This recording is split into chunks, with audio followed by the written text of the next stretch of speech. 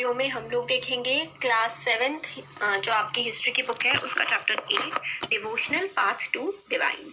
तो देखिए you may have, आप लोगों ने देखा होगा लोगों को रिचुअल्स परफॉर्म करते हुए, मतलब कुछ पूजा पाठ वगैरह करते हुए, है ना, भजन गाते हुए, कीर्तन करते हुए, या फिर कव्वालियाँ करते हुए, या फिर भगवान का नाम जपते हुए, जो जाप होता है ना माला से, वो भी करते हुए। और नोटिस किया होगा कि कई बार जो है वो रोने भी लगते हैं ये सब करते हुए, इतना ज़्यादा वो डिवोटेड होते हैं, भगवान की श्रद्धा में लीन होते हैं। तो ये अलग अलग टाइप की जो भक्ति होती है या फिर सूफी मूवमेंट होते हैं, ये कब स्टार्ट हुए थे? ये 8th सेंचुरी, 8वीं शताब्दी जो थी तब से ये शुरू हुए थे। इनके बारे में ही हम लोग पढ़ेंगे। चैप्टर का नाम है devotional path to divine. Devotional path यानी कि भक्ति, भक्ति का मार्ग किसके लिए? डिवाइन के लिए। डिवाइन कौन होते हैं? डिवाइन होते हैं हमारे ईश्वर, हमारे भगवान। तो डिवोशनल पाथ टू डिवाइन मतलब ईश्वर के प्रति भक्ति का जो मार्ग है उसके बारे में बात की गई है। The idea of supreme God, idea किसका? एक सुप्रीम गॉड का, ऐसे भगवान का जो सर्वोपरि है, सबसे ऊपर है, जिस मतलब ये बड़ी बड़ी जो किंगडम्स आई, इनके आने से पहले अलग अलग लोग जो है वो अलग अलग भगवान की पूजा किया करते थे, अपने अपने गॉड या फिर देवी देवताओं की पूजा किया करते थे। इससे पहले जब ये बड़े बड़े साम्राज्य आए, लोग जो है वो इकट्ठे लेकर के आए गए through growth of town, trade, empires. बड़े मतलब लोग जो है पहले छोटे छोटे गाँव में रहते थे तो अलग अलग देवी देवताओं की पूजा करते थे। फिर जैसे जैसे व्यापार बढ़ने लगा, शहर बढ़ने लगे, काफ़ी बड़े बड़े एम्पायर्स बने, साम्राज्य बनने लगे, तो अलग अलग आइडियाज़ जो है वो डेवलप होने लगे। अलग अलग इलाकों से अलग अलग विचारधाराएं जगह जगह पहुंचने लगी। आइडिया कि सारे के सारे लिविंग थिंग्स जो है pass through countless cycles of birth and rebirth, performing good deeds and bad, came to be widely accepted.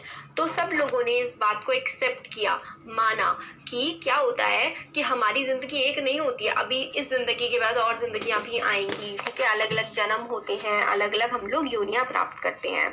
तो सिमिलरली आइडिया ये भी था कि सारे के सारे जो इंसान होते हैं ना वो इक्वल नहीं होते हैं बर्थ के हिसाब से।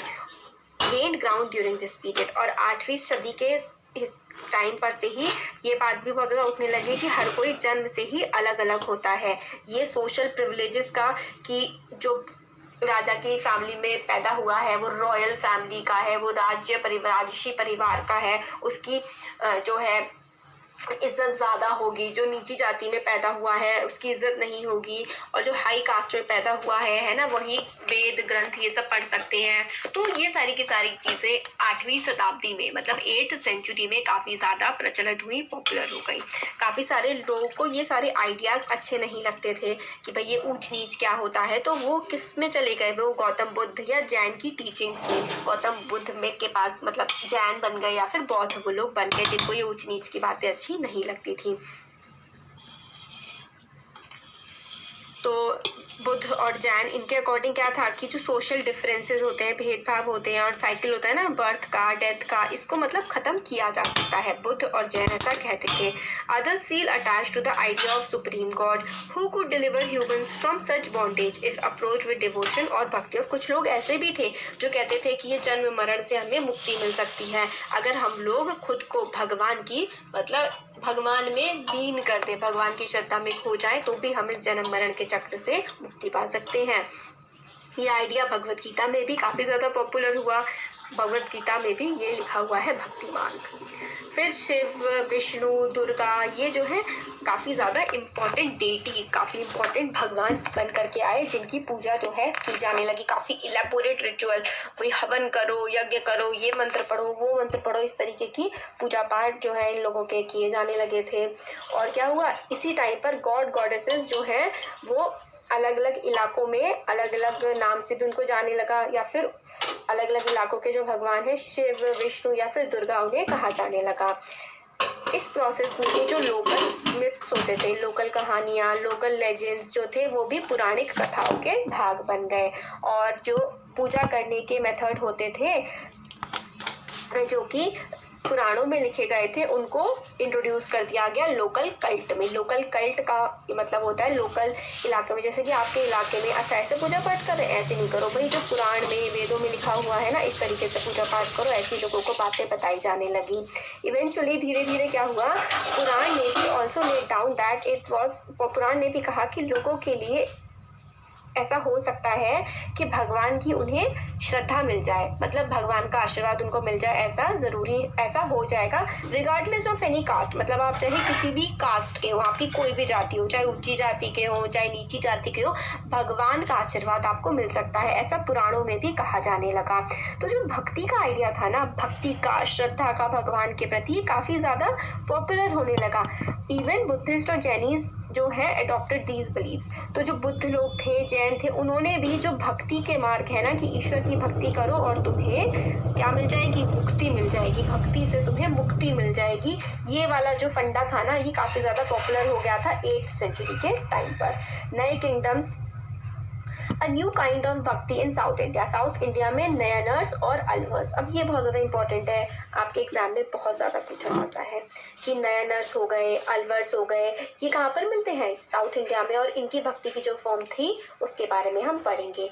7th से 9th सेंचुरी के टाइम में इमर्जेंस हम लोगों को देखने के लिए मिला अलग अलग धर्मों का। मतलब 7th और 9th सेंचुरी में नए रिलीजियस मूवमेंट्स आप लोगों को देखने के लिए मिलते हैं, जिसमें नयनर्स, जैसे कि सेंट जो कि किसकी भक्ति करते थे, शिव की। तो नयनर, नयनर कौन होते थे, नयनर होते थे शिव भक्त, ठीक है, नयनर होते थे शिव भक्ति। आपको याद रख लेना है, आप लोगों से 1 नंबर के क्वेश्चंस में आ सकता है कि नयनर कौन होते थे, नयनर होते थे शिव की भक्ति करने वाले। और अलवर कौन होते थे, अलवर होते थे विष्णु की भक्ति करने वाले। और ये हर कास्ट से आते थे, मतलब अनटचेबल भी जिनको समझा जाता था ना, जिनको बिल्कुल नीची जाति का समझा जाता था, जैसे कि पुलैयर, साउथ में पुलैयर हो गए, पनार हो गए, इनको बिल्कुल अनटचेबल, इनको अछूत, नीची जाति का समझा जाता था। ये भी जो है भक्ति में लगे, किसकी, नयनर और अलवर, इन्हें भी कहा गया। नयनर कौन होते थे, शिव की भक्ति करने वाले, अलवर होते थे विष्णु के भक्त।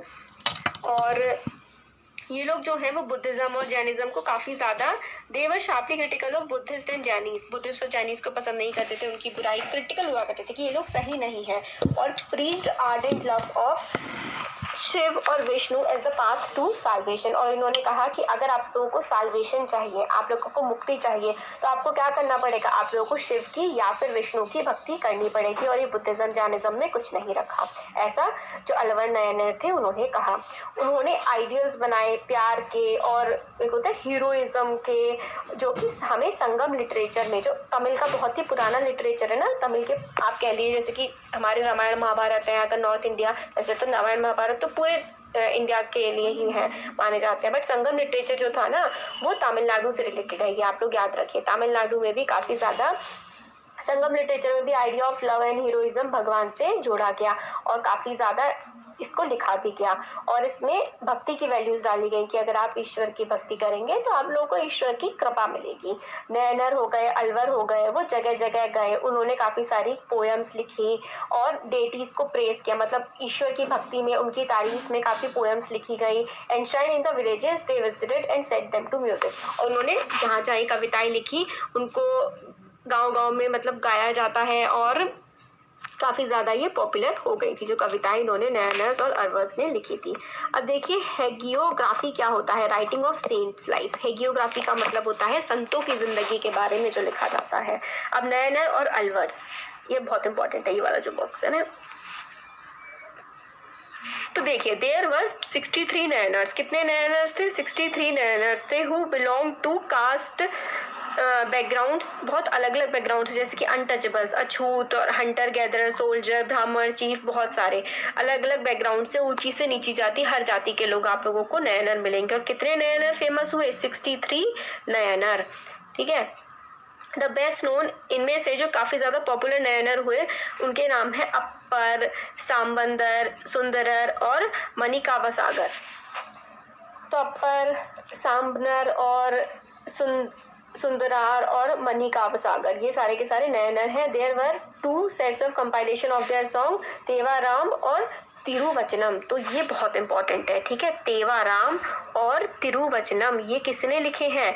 ये लिखे गए हैं नयनर्स के द्वारा। बिल्कुल आप अपने माइंड में फिट कर लीजिए। टी किसने लिखे हैं? टी और टी क्या क्या है? तेवाराम और तिरुवचनम ये लिखे हैं नयनर्स ने। और 12 अलवर काफी ज्यादा फेमस हुए, वो भी अलग अलग बैकग्राउंड से थे, ठीक है। बेस्ट नोन इनमें से क्या है? पेरियालवर है, और उनकी डॉटर उनकी बेटी अंडल।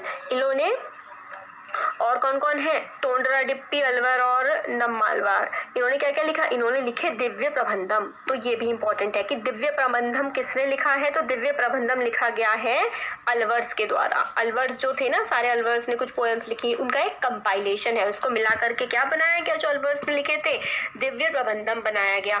और तेवाराम और तिरुवचनम किसने लिखा? नयनर्स ने। ये चीज ना बहुत इंपॉर्टेंट है, आप लोग को बिल्कुल याद करनी है। और मणिकाव सागर की एक ब्रॉन्ज इमेज। अब बिटवीन द 10th और 12th सेंचुरी के टाइम में जो चोला और पांड्या किंग्स थे, उन्होंने काफी बड़े बड़े टेम्पल्स बनवाए, काफी बड़े बड़े मंदिर बनवाए, उनके अराउंड ऐसे करके श्राइन्स बनवाई। और वहां पर काफी सारे सेंट पोएट्स जो ऋषि मुनि होते थे और जो कविताएं भी लिखते थे, सेंट पोएट्स ने इनको विजिट किया, strengthening the links between the bhakti tradition and the temple worship. और अलग अलग जो चोला पांड्या राजाओं ने बनवाए थे मंदिर, उसमें ये भक्ति सेंट गए, तो फिर यहाँ पर काफी अच्छा सा ट्रेडिशन बन करके आ गया भक्ति का और टेम्पल वर्शिप का। मतलब पूजा पाठ भी करते थे और वहां पर भक्ति के गाने संगीत भी गाए जाते थे। दिस वॉज, ये टाइम भी था जहाँ पे पोएम्स कंपाइल करी गई, पोएम्स बनाई गई। बिसाइड्स हेगियोग्राफीज मतलब जो संतों के जिंदगी के बारे में राइटिंग्स होती हैं, या फिर रिलीजियस बायोग्राफीज भी लिखी गई। जो अलवर्स थे, नयनर्स थे, इनकी जिंदगी के बारे में इनकी पोएम्स, कविताएं वगैरह भी छापी गई। और ये काफी भक्ति ट्रेडिशन के इंपॉर्टेंट सोर्स हैं। तो ये देखिए, ये जो चीज है ना, तिरुवचनम, तेवाराम ये नयनर्स ने लिखी है और दिव्य प्रबंधम लिखी है अलवर्स ने। ये बहुत इंपॉर्टेंट हो जाता है। तो ये पोएम दी गई है, आप लोग पढ़ना चाहें तो पढ़ लीजिएगा। अब आता है फिलॉसफी एंड भक्ति। ये क्या है? फिलॉसफी दार्शनिक जो बहुत सोचते थे कि जीवन का क्या मतलब है, जीवन और मतलब क्या है, जिंदगी के बाद, जिंदगी से पहले क्या था, ये सारी की सारी बातें जो सोचते हैं वो होते हैं फिलोसोफर्स। तो फिलॉसफी और भक्ति क्या है? तो Shankar one of the most influential philosophers of India, Shankar Mahadev, ठीक है। शंकर महादेव नहीं, शंकर। ये शंकर जो थे, इन्होंने काफी सारे मंदिर भी बनाए हैं। 4 धाम जो बनाए गए हैं कि ये 4 धाम की यात्रा है, ये भी इन्होंने ही शुरू करी थी, शंकर ने। तो इनका जन्म जो है केरल में हुआ था 8th सेंचुरी में। और ये एडवोकेट करते थे, मतलब ये कहते थे कि द अद्वैत और the doctrine of oneness of the individual soul and the supreme God which is the ultimate reality. तो ये क्या कहते थे? जो शंकर थे, ये कहते थे कि ईश्वर कितने हैं? ईश्वर सिर्फ और सिर्फ एक ही है। अहम ब्रह्मास्मि, ईश्वर एक है और मैं ही ब्रह्म हूँ। इस तरीके की बातें करते थे कि हर इंसान में, इंसान खुद को जाने, वो खुद ही ब्रह्म है, वो खुद ही क्या है? वो खुद ही ईश्वर का एक रूप है। तो ये शंकर बात करते थे कि डॉक्ट्राइन ऑफ अद्वैत, दो नहीं है, एक ही है, एक ही सुप्रीम रियलिटी है, एक ही ईश्वर है, ये शंकर कहा करते थे। उन्होंने बताया thought that the Brahma, the only Brahma, ये पंडित नहीं, ब्रह्म मतलब ईश्वर द एक ईश्वर, the only one reality, ultimate reality है। अहम सत्यम जगत मिथ्या। तो ब्रह्म सत्यम जगत मिथ्या, पूरा जगत जो दुनिया है वो मिथ्या है, वो कुछ नहीं है, सिर्फ ब्रह्म ही तो एक सच है, ईश्वर ही एक सच है। इस तरीके की बातें शंकर किया करते थे। ही considered the world around us to be illusion और माया, हमारे आसपास की दुनिया क्या है? इल्यूजन है, भ्रम है, कुछ नहीं है। और कहते थे इस दुनियादारी को छोड़ो और पाथ नॉलेज का अख्तियार करो, and the true knowledge of Brahma and attain solvation, सत्य ईश्वर को जानो और मुक्ति पालो। ऐसा कौन कहा करता था? ऐसा कहा करते थे शंकर। फिर इसके बाद आते हैं रामानुज। रामानुज का जन्म कहाँ हुआ? तमिलनाडु में। शंकर का कहाँ जन्म हुआ था? शंकर का जन्म हुआ था केरला में। और रामानुज का जन्म हुआ था तमिलनाडु में 11th सेंचुरी में। तो शंकर जो है रामानुज से पहले आए थे। रामानुज ने कौन सी फिलोसफी दी थी? रामानुज ने दी थी अद्वैत। ये इंपॉर्टेंट है, रामानुज ने कौन सी फिलोसफी दी थी? अद्वैतवाद। अब आगे आता है, सॉरी रामानुज ने नहीं, शंकर ने, मैंने सॉरी बीच में गलत बोल दिया था ना। रामानुज ने तो अलग फिलोसफी थी, शंकर जो थे इन्होंने अद्वैत दी थी। रामानुज के बारे में आप पढ़ते हैं। रामानुज का जन्म हुआ था तमिलनाडु में 11th सेंचुरी में। और ये अलवर से काफी ज्यादा इन्फ्लुएंस थे। अलवर किसको मानते थे? अलवर मानते थे विष्णु भगवान को। तो according to him best means जो है, अगर आप लोगों को मुक्ति चाहिए तो वो है भक्ति के थ्रू। मतलब आप लोग ईश्वर में, जो लॉर्ड विष्णु है, विष्णु भगवान में खुद को अर्पित कर दीजिए और आपको मुक्ति मिल जाएगी। Vishnu in his grace helps, Vishnu जो है वो हेल्प करते हैं डिवोटी की, कि जो डिवोटी है मतलब जो भक्त है वो ईश्वर से मिल जाए। ठीक है, यूनियन ऑफ भक्त एंड ईश्वर। तो इन्होंने कौन सी जो फिलोसफी दी थी, प्रोपाउंडेड द डॉक्ट्राइन ऑफ विशिष्ट अद्वैत और द क्वालिफाइड वननेस। इनका ये मतलब था कि आप ईश्वर से मिल तो जाएंगे मगर फिर भी आप लोग ईश्वर से अलग रहेंगे। है तो सब कुछ एक, मगर फिर भी अद्वैत है। अद्वैत तो है, एक ही है, मगर विशिष्ट अद्वैत है। आप चाहे ईश्वर में मिल जाए मगर आप ईश्वर नहीं बन सकते हैं, आप ईश्वर से फिर भी अलग ही रहेंगे। ये डॉक्ट्राइन दी थी किसने? रामानुज ने। तो रामानुज ने विशिष्ट अद्वैत या फिर qualified oneness in that the soul even when united with the supreme God remain distinct. आप ईश्वर से मिल जाएंगे फिर भी आप ईश्वर से अलग रहेंगे। ये थी रामानुज की फिलॉसफी जिसका नाम था विशिष्ट अद्वैत। रामानुज की जो डॉक्ट्राइन थी वो उसने काफी ज्यादा इंस्पायर किया भक्ति वाले स्ट्रैंड को, और नॉर्थ इंडिया में भी भक्ति का मूवमेंट काफी ज्यादा डेवलप हुआ था रामानुज की वजह से। तो शंकराचार्य की फिलॉसफी थी अद्वैत और रामानुज की थी विशिष्ट अद्वैत। तो शंकराचार्य और रामानुज के बारे में देखा। अब हम लोग देखते हैं बासवानास वीरशैवम। तो बासवाना वीरशैवम, इनके बारे में देखते हैं। एक we noted a connection between Tamil bhakti movement and the temple worship. तो हम लोगों ने देखा था कि जो चोलाज एंड पांड्याज वगैरह थे वो मंदिर बनवाते थे, उसमें जो अलवर नए वहाँ पर जा करके जाया करते थे। भक्ति मूवमेंट जो है काफी वहाँ पे फला फूला था। तो टेम्पल्स में भक्ति मूवमेंट काफी ज्यादा बड़ा था। This in turn led to the reaction that is best represented in the Veerashaivam movement initiated by Basavana and his companion। तो वीरशैवम मूवमेंट, वीरशैवम का जो एक कल्ट अलग से होता है वो किसने शुरू किया था? बासवान ने शुरू किया था। तो वीरशैव मूवमेंट किसने शुरू किया था? बासवान ने, और उनके कुछ साथी थे जैसे कि अल्लम्मा प्रभु एंड अक्कमा देवी। ठीक है, तो इन लोगों ने बासवान के साथ वीरशैव मूवमेंट को काफी ज्यादा आगे बढ़ाया था। ये मूवमेंट स्टार्ट हुआ था कर्नाटक में मिड 12th सेंचुरी में, मतलब 12th सेंचुरी में ये शुरू हुआ था। और वीर शैवाज जो थे वो आर्ग्यू करते थे equality of all human beings and against Brahmanical ideas. मतलब सारे के सारे जो इंसान हैं वो बिल्कुल बराबर हैं। और ये जो ब्राह्मण कहते हैं ना कि जातिवाद होता है, सब लोग अलग, ऊंच नीच होती है, ऐसा कुछ भी नहीं होता, ये कहा था वीर शैवम ने। Brahmanical ideas about caste and the treatment of women, और वुमेन को खराब तरीके से आप ट्रीट नहीं कर सकते, ये गलत होता है, ये वीर शैवम्स ने कहा था। They were also against all form of ritual and idol worship. और वो किसके खिलाफ थे? कि जो ये वेद कांड वांड होते हैं ना, ये सब की वो करो, हवन करो, इन सब के भी ये वीर शैवम्स खिलाफ थे। और इन्होंने कहा था मूर्ति पूजा भी सही नहीं है। ये वीर शैवम को बासवान ने, और कहाँ से? कर्नाटक से स्टार्ट हुआ था ये मेनली। और वीर शैव कौन कौन थे इनके साथ? अल्लमा प्रभु एंड अक्कमा देवी। और इन्होंने कहा था कि ब्राह्मणों के जो आइडियाज है कास्ट वाले खराब है, और वुमेन का भी ट्रीटमेंट अच्छे से होना चाहिए, और जो आइडल वर्शिप है, मूर्ति पूजा ठीक नहीं है, और ये हवन ववन ये सब भी ठीक चीजें नहीं होती हैं। वीरशैव वचनास, देयर आर वचनास और सेइंग एट्रीब्यूटेड टू द बासवानास। तो बासवान के क्या है? बासवान के हैं वचन। ये भी आपको याद रखना है, आप लोगों से एग्जाम में पूछा जा सकता है कि वीरशैवास वचनास यानी कि बासवान के वचन। तो वीरशैव जो पोएट सेंट्स थे महाराष्ट्र के, जैसे कि ज्ञानेश्वर, नामदेव, एकनाथ, तुकाराम, ये सारे के सारे डिवोटीज थे किसके? लॉर्ड विट्ठल के। तो यहाँ पर ये भी इंपॉर्टेंट है, देखिए जो वीर शैवास थे जैसे और पोएट सेंट थे महाराष्ट्र के, जैसे कि कौन कौन थे, इनके नाम आपको याद रखने हैं। ज्ञानेश्वर हो गए, नामदेव, एकानाथ, तुकाराम, ये जो भगवान विट्ठल थे उनके डिवोटीज थे। और devotion around lord Vitthal gave rise to, इनका सेक्ट का नाम क्या था? Varkari sect, which laid emphasis on annual pilgrimage to Pandharpur. The cult of Vitthal emerged powerful, काफी ज्यादा पॉपुलर हो गया था।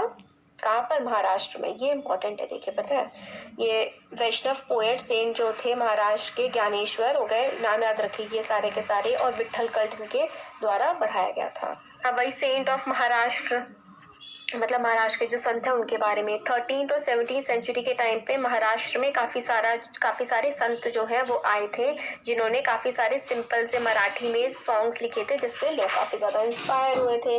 मोस्ट इम्पॉर्टेंट जो है वो है ज्ञानेश्वर, ठीक है, नामदेव, एकनाथ, तुकाराम, और विमेन भी है इसमें काफी सारी, जैसे कि सकुबाई, जो कि एंड द फैमिली ऑफ चोखा मेला की पूरी फैमिली, जो कि एक वो थे, अनटचेबल थे, महार कास्ट के। ये भी जो है भक्ति के मूवमेंट में काफी ज्यादा आगे बढ़ करके आए थे। ये सब लोग किसकी पूजा करते थे? विट्ठल देव की। विष्णु के ही एक फॉर्म होती है विट्ठल देव, उनकी पूजा किया करते थे। टेम्पल जो है पंधामपुर, कहते थे कि हमें हर साल कम से कम एक बार जो है वहां पर तीर्थ यात्रा पर जाना चाहिए। और as well as on the notion of personal God residing in the heart of all people. और ये भी कहते थे कि जो इंसान है, हर इंसान के मन में क्या होते हैं? ईश्वर वास करते हैं। ये जो सेंट पोएट थे, इन्होंने हर तरीके के जो रिचुअल्स होते हैं, ये हवन वगैरह, इन सबको कहा था कि ये सब ठीक नहीं है, और भगवान को सबको दिखाना कि हम ईश्वर की पूजा कर रहे हैं, या फिर जो सोशल डिफरेंस है, भेदभाव जो होते हैं जन्म के आधार पर, वो सब भी गलत है। उन्होंने इवन रिजेक्ट किया था रिनंसिएशन का and prefer to live with their families. और उन्होंने ये भी कहा था, ये भी गलत है कि भाई आप लोग जंगलों में जा करके रहने लगो, अपने परिवार छोड़ दो, ये सब भी चीज़ गलत होती है। अपनी फैमिली के साथ रहो, अपना काम काज करो और अपनी ज़िंदगी चलाओ। हम्बली सर्विंग, उन लोगों की सर्विस करो, ह्यूमन की मतलब लोगों की भी मदद करो। नए ह्यूमनिस्ट आइडियाज इमर्ज हुए। उन्होंने इंसिस्ट किया कि जो भक्ति है वो है दूसरों के दर्द को बांटने में। और फेमस गुजराती सेंट रहे हैं Narsinh Mehta. They are the Vaishnavas who understand the pain of others. उन्होंने कहा था कि जो वैष्णव है ना, वही वैष्णव धर्म मतलब ईश्वर की भक्ति करने वाले जो लोग हैं, विष्णु की जो भक्ति करते हैं, वही दूसरों के दर्द को समझते हैं, उन्होंने ये कहा था। अब ये आगे जो है ना, नाथपंथी सिद्धि वगैरह एक वीडियो अपने की अगले वीडियो में कंप्लीट हो जाएगा।